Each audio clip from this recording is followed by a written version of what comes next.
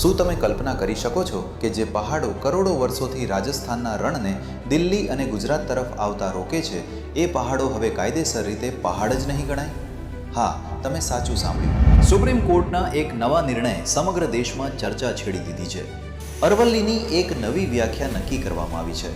પણ શું આ વ્યાખ્યા પર્યાવરણને બચાવશે કે પછી ખાણ માફિયાઓ માટે રસ્તો સાફ કરી દેશે?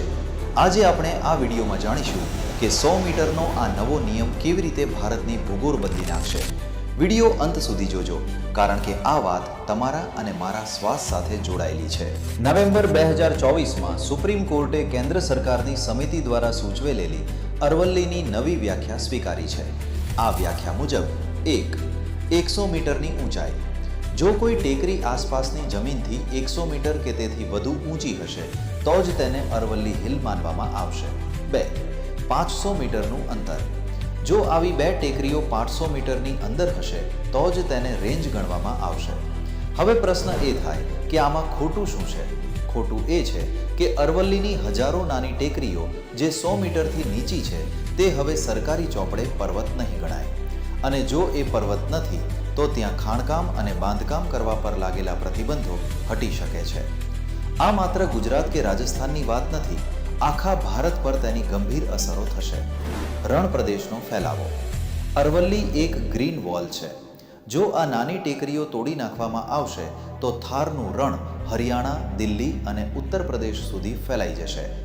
દિલ્હીનું પ્રદૂષણ. દિલ્હી NCR માટે અરવલ્લી ફેફસા સમાન છે. જો ત્યાં જંગલો કપાશે અને બાંધકામ વધશે તો પ્રદૂષણનો આંકડો ક્યાં પહોંચશે એ વિચારીને પણ ડર લાગે છે. પાણીની અછત. આ પર્વતો વરસાદી પાણીને જમીનમાં ઉતારે છે. જો પહાડો નહીં રહે તો ભૂગર્ભ જળ સુકાઈ જશે અને ખેતી બરબાદ થઈ જશે. ગુજરાત પર અસર. બનાસકાંઠા અને સાબરકાંઠામાં જે નીચી ટેકરીઓ પર વન્યજીવો વસે છે તેમના અસ્તિત્વ પર ખતરો મંડાશે. નિષ્ણાતોનું કહેવું છે કે પર્વતને તેની ઊંચાઈથી નહીં પણ તેની જીઓલોજી એટલે કે તેની રચનાથી ઓળખવો જોઈએ. પર્યાવરણવિદો તો આને અરવલ્લી માટે ડેથ વોરંટ ગણાવી રહ્યા છે, કારણ કે એકવાર આ નીચી ટેકરીઓ પ્રોટેક્શનમાંથી બહાર નીકળી ગઈ એટલે ત્યાં ખાણકામ રોકવું અશક્ય બની જશે. શું વિકાસના નામે કુદરતનો આ રીતે ભોગ લેવો યોગ્ય છે? સુપ્રીમ કોર્ટે અત્યારે તો મેપિંગ ન થાય ત્યાં સુધી ખાણકામ પર રોક લગાવી છે, પણ ભવિષ્ય શું હશે એ એક મોટો પ્રશ્ન છે. તમારું શું માનવું છે?